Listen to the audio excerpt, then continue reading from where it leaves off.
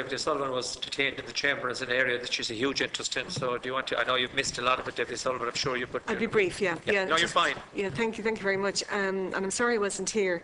I suppose, again, all the paperwork is not going to be of any use whatsoever unless it's being seen to be having an effect on the ground. And just some months ago, I'd been asked by Trócaire to host a meeting here.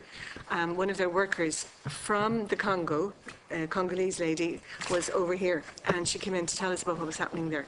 And I mean, we had the statistic that there's a woman raped every 48 seconds.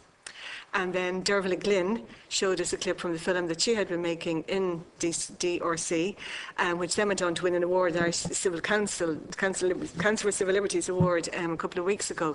So, to me, the success of any policy is when we see changes on the ground and when we see those kind of changes.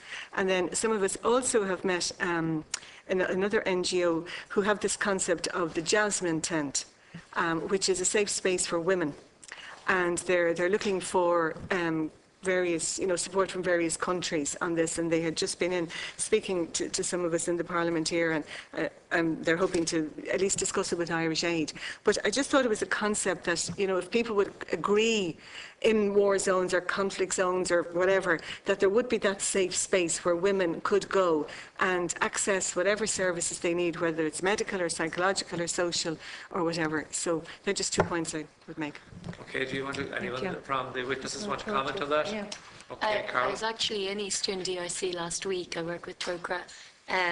So, yeah, I mean, you're absolutely right to say that the indicators in this NAP, and it's recognised in the monitoring report, they're reasonably superficial. They're really actions rather than impacts. That's of necessity in something that's so new, and the impact will be visible over time. So it's not as visible, I think people would agree, in the current progress report. And it's interesting that Liz mentioned the Women's Coalition as well.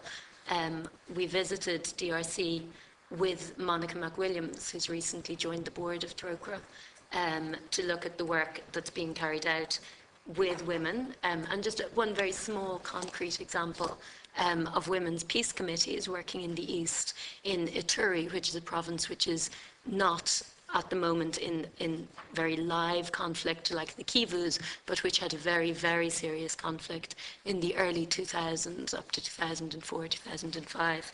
And these peace committees that we met with had identified the problems of local markets, and that markets go on late at night, they go on in the dark, and that women on return from the markets in the evenings are subject to anything at all. They have no protection, they're in great danger.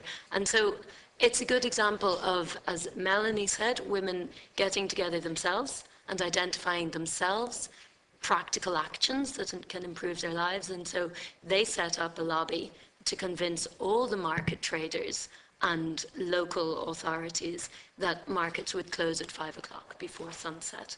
And it's difficult. It doesn't hold because these are commercial opportunities, and it's very hard for people to give up a commercial opportunity when you're living in poverty.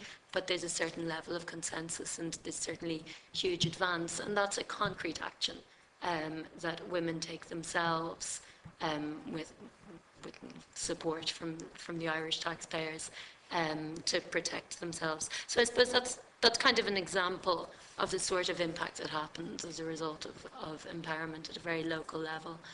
But tracking that takes the commitment that exists in the NAP, but it also takes a long time and ongoing commitment.